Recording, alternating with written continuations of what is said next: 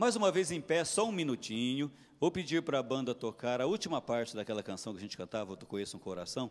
Lava, purifica, para a gente pedir o Espírito Santo de novo, podemos? Lava, purifica e restaura-me de novo. Serás o nosso Deus e nós seremos o teu povo. Faz assim. Derrama sobre nós a água do amor. O quê? O Espírito de Deus, nosso Senhor. Bem forte, para o Brasil ouvir. Jesus. Jesus, manda teu Espírito para transformar meu coração. Quero ouvir vocês. Jesus, manda teu Espírito para transformar meu coração. Pode se sentar com calma, por favor. Você que está em casa também.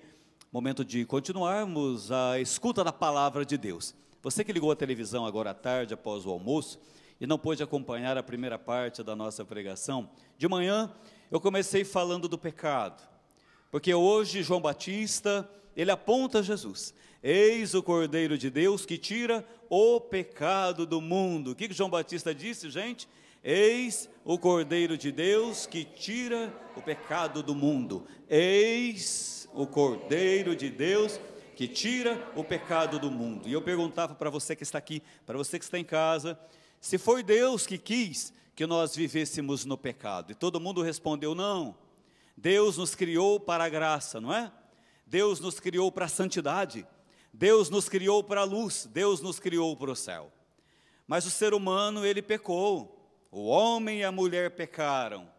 Amaram tanto a si próprios que chegaram ao desprezo de Deus. O Catecismo da Igreja Católica define pecado também assim. Pecado é um amor tão grande a si próprio que a pessoa chega a desprezar a Deus. Uma ofensa a Deus. Não o amor a Ele, aos irmãos, mas o amor egoísta somente a si, desprezando a Deus. E eu falava que a igreja também ensina que nós temos 7 pecados, chamados capitais, dos quais nascem tantos outros, e nós precisamos combatê-los. Vocês lembram quais são? A soberba, a avareza, luxúria, ira, gula, inveja, preguiça. Repetindo para você guardar, para eliminar.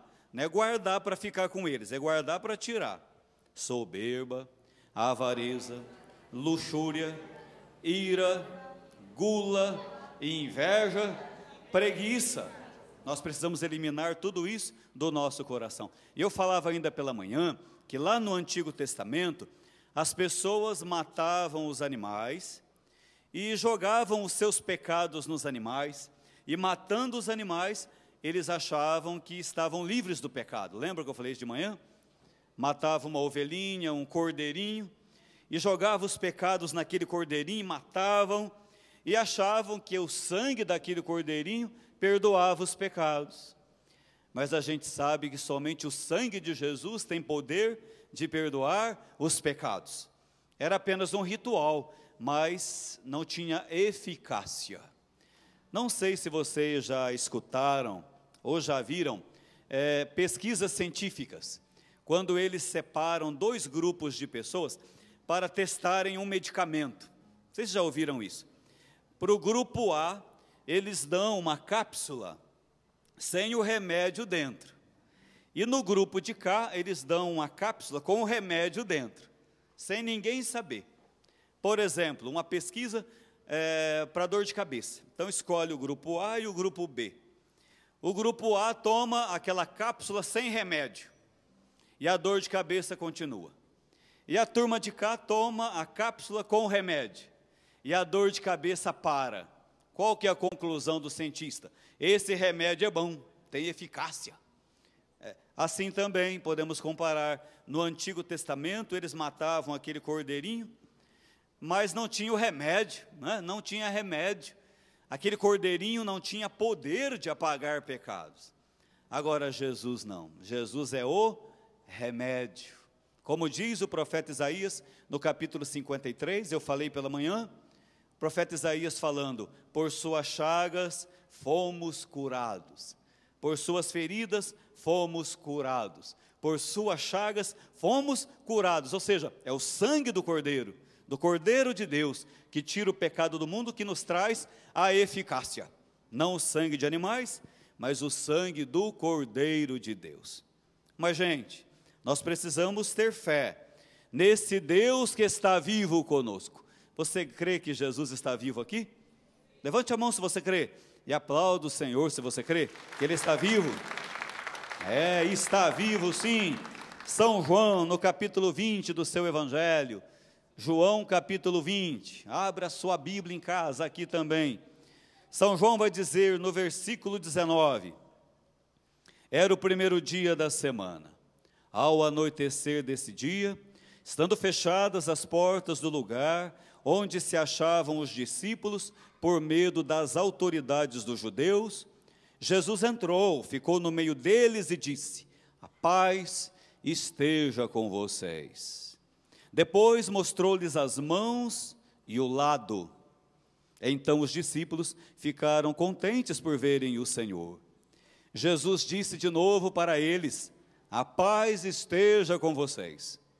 Assim como o Pai me enviou, eu também o envio vocês. Tendo falado isso, Jesus soprou sobre eles, dizendo, recebam o Espírito Santo.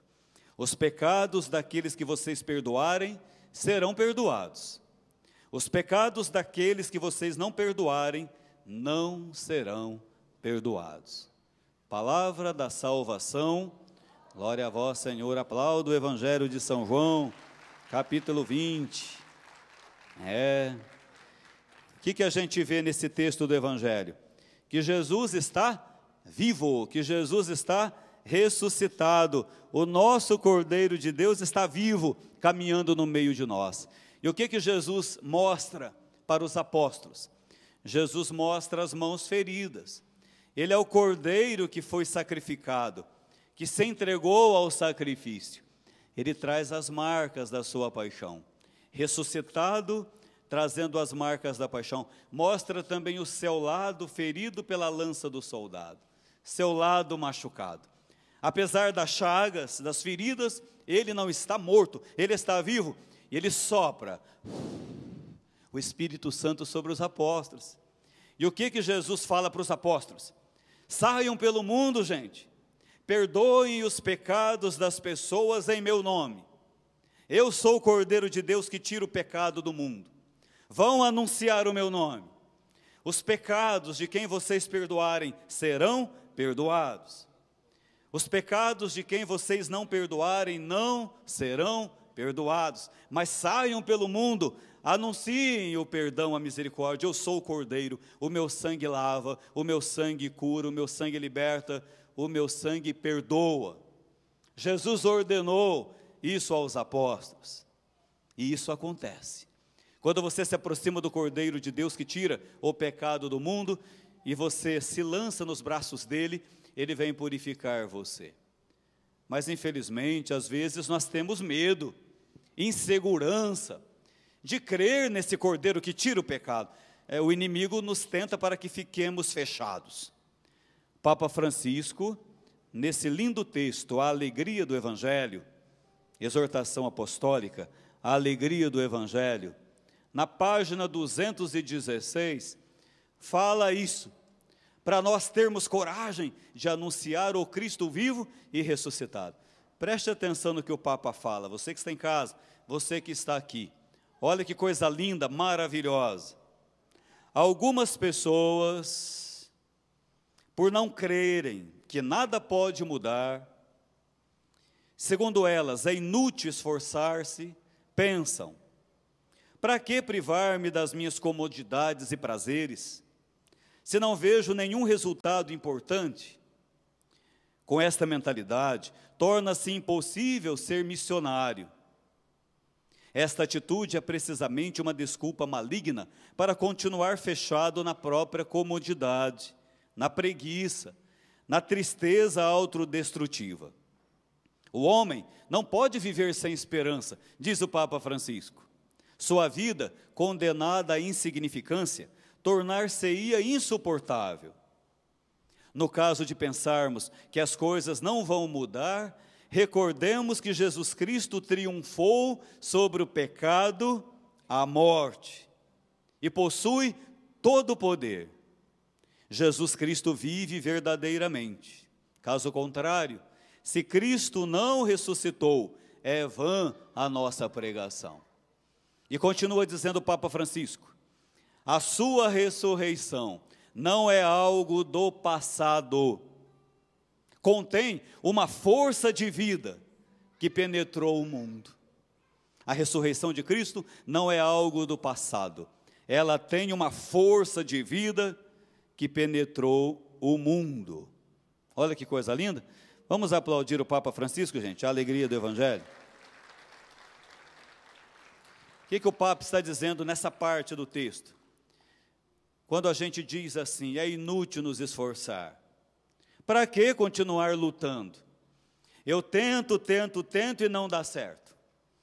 Eu já rezei 100.000 Ave Marias, já rezei 5.000 Pai Nossos, já rezei 1 milhão de rosários, já fui no Louvemos durante 10 anos, é inútil, nada acontece na minha vida, nada dá certo na minha vida, eu desisto. O Papa fala, não pense dessa maneira. O cristão, o católico não pode perder a esperança. A ressurreição de Jesus não é algo lá atrás.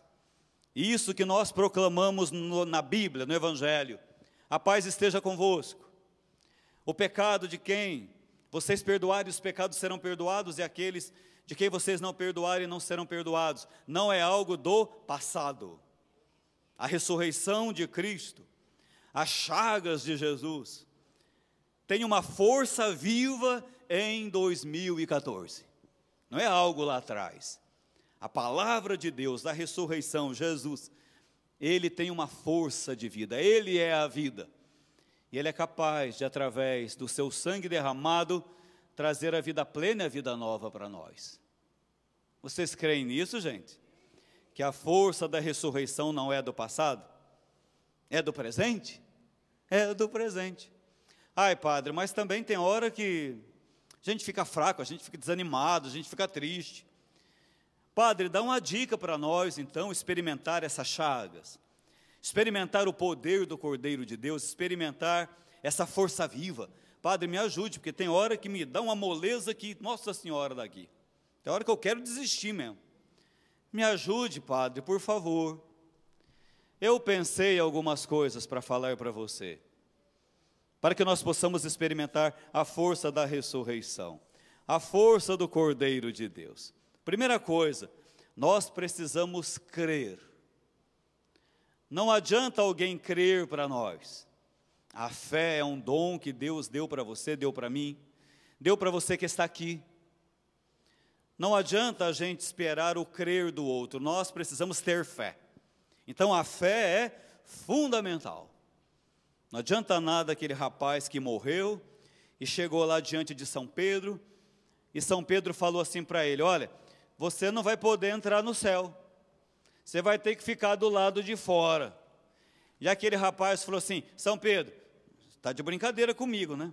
Não fala isso não. Que é isso, São Pedro?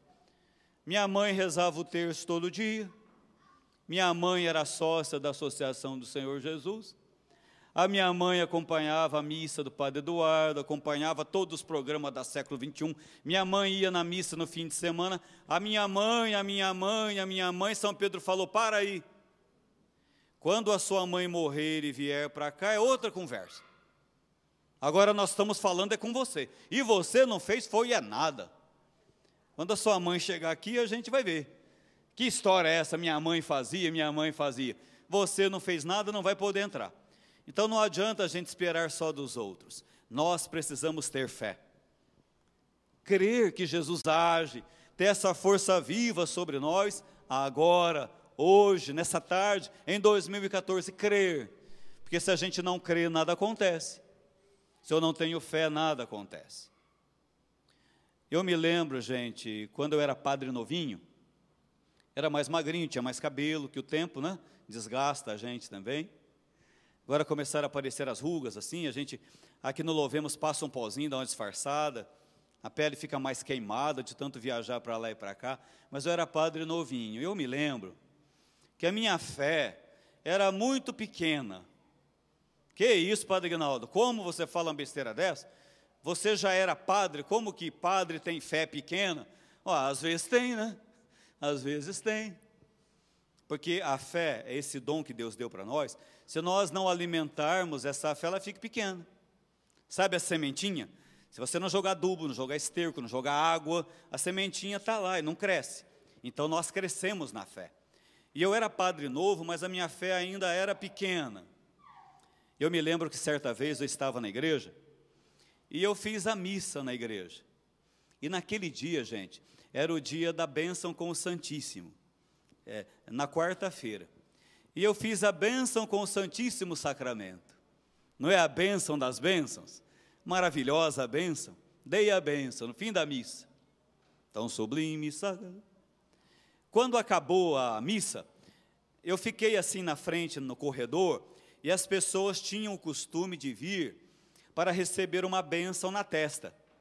E eu fiz a bênção na testa de todas as pessoas assim. Boa noite, vai com Deus, dorme com os anjos. Até amanhã, até sábado, até domingo, aquela coisa da paróquia. Aí eu saí, gente, fui lá tirar os paramentos. Quando eu fui tirar os paramentos, aquela roupa de padre, sabe? Uma senhora velhinha puxou minha roupa. Eu falei, vai devagar aí, vó, a senhora rasga minha roupa. Ai, padre, desculpa, não pode nem relar também. Eu falei, não, do jeito que a senhora está puxando, vai rasgar tudo. Ué. Calma aí. O que a senhora precisa? Eu preciso de uma bênção, padre Aguinaldo. Eu cocei a cabeça, falei, ô meu Jesus Cristo, desse jeito eu estou perdido na vida.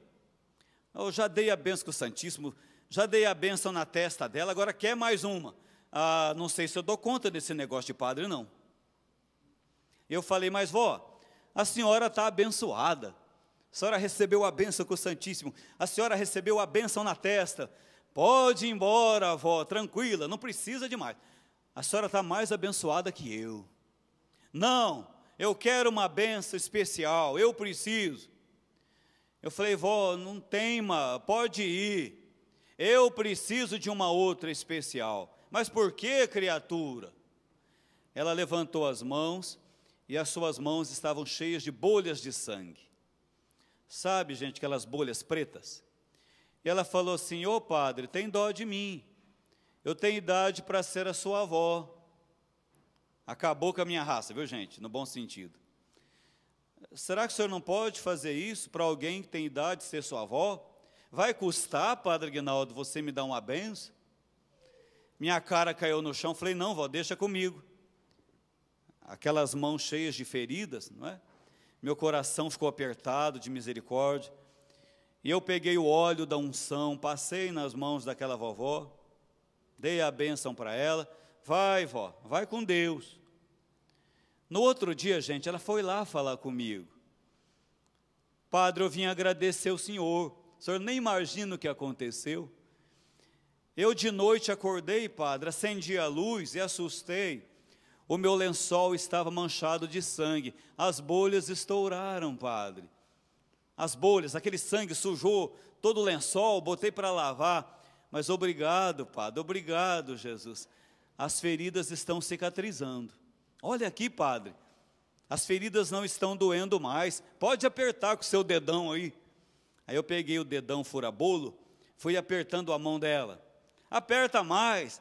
Você não tem fé, padre? Aperta mais. Jesus me deu a cura. Obrigado, Jesus, ela falou. Naquele dia, gente, eu vi que a minha fé era muito pequena. Eu era padre, mas a fé muito pequena. Mas muito, muito. E a fé daquela senhora enorme. Ela creu naquela unção, ela creu naquela bênção, ela creu naquela oração, e ela experimentou o milagre do Cordeiro de Deus. O sangue de Jesus lavou o coração daquela vovó, o sangue de Jesus curou as mãos, as bolhas, as feridas das mãos daquela senhora. Graças a quê, minha gente? A fé. Se você sair da Bahia, do Rio de Janeiro, de Valinhos, de Campinas, de Pedreira, de Mojimirim, de Casa Branca, de São Paulo, de Vinhedo, se você sair da sua casa e vir aqui no Louvemos, sem essa convicção, sem essa fé, sem esse crer, você vai voltar para casa do mesmo jeito. Não adianta o padre crer no seu lugar. Então a fé é muito importante. A primeira coisa, para que nós experimentemos o poder de purificação, de cura, do Cordeiro de Deus que tira o pecado do mundo, é ter fé, é crer no Senhor Jesus. Você crê no Senhor? Coloque a mão no seu coração um pouquinho. Repete essa pequena oração. Senhor Jesus, aumentai a minha fé. Senhor Jesus, aumentai a minha fé. Muitas vezes, Jesus, eu saio da minha casa com meu coração apertado,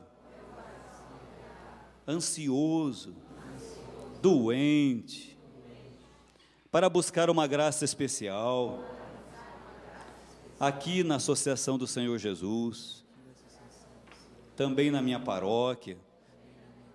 Mas às vezes eu vou, Jesus, com aquele medo, com aquela insegurança, perguntando: será que vai dar certo? Será que eu vou conseguir? Será que vai ser possível? Jesus, isso é falta de fé. Isso é falta de confiança, Jesus. Eu peço agora que o Senhor me perdoe dessa falta de fé. Eu quero dizer que eu creio, Senhor. Eu quero dizer que eu tenho fé no seu poder, que o Senhor está vivo, ressuscitado aqui hoje, e que a sua ressurreição, Jesus, não é algo do passado. Que o Senhor tem uma força viva agindo e atuando em mim nessa tarde. Eu creio, eu renovo a minha fé. Obrigado, Jesus, eu creio. Aplauda o Senhor se você crê. Eu creio nas promessas de Deus, eu creio nas promessas de Deus, eu creio nas promessas do meu Senhor. Mais uma vez. Eu creio nas promessas de Deus, eu creio nas promessas de Deus, eu creio nas promessas do meu Senhor. Se sou fiel no pouco, se sou fiel no pouco, Ele me confiará mais. Se sou fiel no pouco, seus passos me guiará. Se sou fiel no pouco, Ele me confiará mais. Se sou fiel no pouco, seus passos me guiará. Nas palmas assim, sentadinho mesmo. Eu creio na misericórdia de Deus, eu creio na misericórdia de Deus, eu creio na misericórdia do meu Senhor. Vocês, vai. Eu creio na misericórdia de Deus, eu creio na misericórdia do meu Senhor. Eu tenho fé, se sou fiel no pouco, Ele me confiará mais. Se sou fiel no pouco, meus passos guiará. Se sou, Ele me confiará mais. Se sou fiel no pouco, seus passos guiará. Eu creio nas promessas. Ter fé, crer. Se a gente crê, a gente experimenta os milagres que acontecem através do poder do sangue do Cordeiro de Deus. Então a primeira coisa é ter fé. Guardaram no coração isso?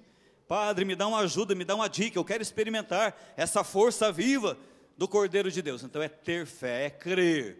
A segunda coisa, não jogar as suas culpas nas pessoas.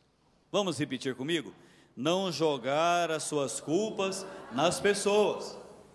Lá no Antigo Testamento, o que acontecia? Aquela pessoa pecadora pegava uma ovelha, pegava um cordeirinho, pegava um outro animal, jogava seus pecados no bicho, matava o bicho, jogava o sangue lá, punha fogo para ter a purificação dos pecados. Ou seja, jogava tudo num animal, naquele cordeirinho, naquele bicho ali, jogava nos outros. Talvez nessa tarde você olhe para mim e fale assim: nossa, mas esse povo era muito mau, que absurdo, para que fazer isso com o bicho? Com a ovelhinha, com o cordeiro, para que fazer isso aí? Aquele povo lá não é fácil não. É porque às vezes a gente deixa de olhar para nós. Nós fazemos coisas piores do que isso. Jogamos nossas culpas nas outras pessoas. Já aconteceu com você isso? Alguém já culpou você por alguma coisa? Quando a gente é criança, acontece. Às vezes o irmãozinho da gente faz arte e fala para a mãe que foi a gente, não é assim? Eu tenho 3 irmãos abaixo de mim. E o mais novinho se chama Cláudio. Hoje ele é casado, tem filho já grandão. É um amor de pessoa, um amor de irmão. Mas era muito arteiro. Ele era arteiro mesmo. Eu era mais ou menos arteiro, mas ele era mais. Então, quando acontecia alguma coisa, ele fazia uma bagunça lá, a minha mãe ficava uma fera. Ah, mãe, foi o Aguinaldo que fez. Chinelo no Aguinaldo. Mãe, mas não fui eu, mãe, foi ele. Ele falou que foi você, chinelo em você mesmo. Ah, tá louco, só porque é o mais novinho aí, ó, fica protegendo. Eu sou o mais velho, acaba sendo castigado por tudo sou eu. E chinelo em mim. Não batia para doer, não, era só para assustar, não é? Então, às vezes, as pessoas culpam a gente pelas coisas. Ou pior ainda, a gente culpa os outros pelas coisas. Quantas vezes o marido diz assim: ah, padre, meu casamento vai de mal a pior por causa da minha esposa. Ah, ninguém aguenta aquela jararaca lá não, pelo amor de Deus. Tudo vai mal por culpa dela. Ah, você não tem culpa de nada, eu não. Eu saio do serviço, eu vou lá no bar, vou tomar minha cerveja, não atormento ninguém, pai. Chego em casa meia-noite, esquento comida, como, vou dormir no sofá, no outro dia eu saio cedo, não faço nadinha de errado. Tudo está indo para o brejo graças à minha mulher, jogando nela. Ele é um coitadinho. Sai do serviço, vai para o bar, bebe cerveja, não dá carinho para a esposa, não dá carinho para os filhos, chega lá meia-noite, esquenta a comida, não lava o prato, deixa na pia, não fala nem boa noite para a mulher, vai dormir no sofá, e aí fala ela que é culpada. Enquanto a gente ficar jogando nossas culpas nas pessoas, a gente não tem a cura. A gente não experimenta o poder do sangue do Cordeiro de Deus, jogando culpas nos outros. Às vezes a gente vê isso na missa. Não sei se você já reparou isso na missa. Às vezes vai o casal na missa, senta um do ladinho do outro, igual 2 pombinhos, sabe? O Romeu e a Julieta. Aí o padre está falando lá o sermão. Jesus quer que a gente tenha paciência. Jesus quer que a gente ame as pessoas. Aí a mulher faz assim no marido. Já aconteceu? Já viu isso? Conforme o padre vai falando, tem que perdoar, tem que amar a sogra. Jesus curou a sogra. Aí a mulher que cutuca o marido. Ou seja, é para você, é para você. Para mim, nada. Então, gente, nós não podemos jogar as culpas nos outros. Tem uma oração da igreja, no ato penitencial das missas, que é uma oração tão linda, que diz assim: confesso a Deus Todo-Poderoso. Vamos rezar comigo? E a vós, irmãos e irmãs. Vamos começar de novo? Todo mundo prestando atenção. 3, 2, 1. confesso a Deus Todo-Poderoso e a vós, irmãos e irmãs, que pequei muitas vezes, por pensamentos, palavras, atos e omissões, por minha culpa, tão grande culpa, e peço à Virgem Maria, aos anjos e santos, que rogueis por mim a Deus nosso Senhor. Olha que oração linda, não é verdade? Eu pequei a gente bate até no peito, por minha culpa, tão grande culpa. Não jogar nas outras pessoas, não jogar nas outras pessoas. Aí a gente experimenta o sangue do Cordeiro de Deus, porque Jesus assumiu nossos pecados. Em vez de culpar as pessoas, jogar nas costas das pessoas, nós precisamos mergulhar os nossos pecados no sangue do Cordeiro. Nós precisamos mergulhar os nossos pecados no oceano da infinita misericórdia de Jesus. Estão entendendo? Só que isso é mais difícil. Você tem que queimar a sua cara. Você tem que quebrar o seu orgulho. Procurar o sacerdote, ir lá na igreja. Isso é mais difícil do que jogar a culpa nos outros. Na verdade, é mais difícil. Você tem que chegar ali. Você tem que se humilhar. Você tem que falar. Às vezes a pessoa vai se confessar, olha para o padre e fala assim: eu tenho que falar mesmo, padre? Tem que falar, né? Mas eu tenho que falar tudo? Tudo. Tem que falar tudo. Mas se eu esconder alguma coisa, Deus não perdoa? Não pode esconder. Só se você se esquecer, tudo bem. Mas esconder não. Padre, mas eu tenho que falar tudinho? Tudinho. Tem que falar tudinho. Então isso não é fácil, é um exercício difícil. Você se humilhar diante de Deus. Mas o que Jesus garante para nós? Quem se humilha será exaltado. Quem se eleva será humilhado, mas quem se humilha será exaltado. Gente, o sangue de Jesus está jorrando 24 horas por dia, nas comunidades, nas paróquias, nos confessionários, nos sacrários. Aqui na associação é esse sangue que jorra. Por suas feridas somos curados. Por que que a gente não procura essa fonte da misericórdia? Por que não a gente ir lá, nos banhar neste sangue que cura, que liberta, que salva, que perdoa? Não foi isso que Jesus pediu para os apóstolos? Vão pelo mundo inteiro, perdoe os pecados das pessoas. Todos os padres, bispos, o Papa, nós temos esse ministério. Alguém se aproxima do sacerdote, eu preciso me confessar, recebe a graça. Então é preciso buscar o Cordeiro de Deus, derramando nele todas as misérias, todos os pecados, todas as fraquezas, e não jogando nas pessoas. Guardaram a segunda parte? Qual que é a primeira coisa que a gente precisa ter para experimentarmos a força do Cordeiro de Deus? Precisamos ter? Está muito fraco. Precisamos ter a fé. Precisamos ter a fé. Precisamos ter a fé. E a segunda coisa? Precisamos assumir as nossas culpas. Entenderam essa parte? Enquanto você fica falando, é o meu marido, é a minha mulher, é o meu filho, é o meu patrão, é o meu pai, é a minha mãe, ninguém merece, é o meu vizinho, podia morar longe, não tem jeito. Enquanto você não disser, é minha culpa. O outro pode até infernizar a minha vida, mas eu não posso permitir que esse inferno entre em mim. Eu não aceito, eu não quero, eu bloqueio Jesus, eu renuncio, eu não quero isso para a minha vida, eu não posso pagar com a mesma moeda. Jesus, quando eu erro, sou eu quem erro, eu assumo. Aí o sangue do Cordeiro vem, lava, cura, purifica você.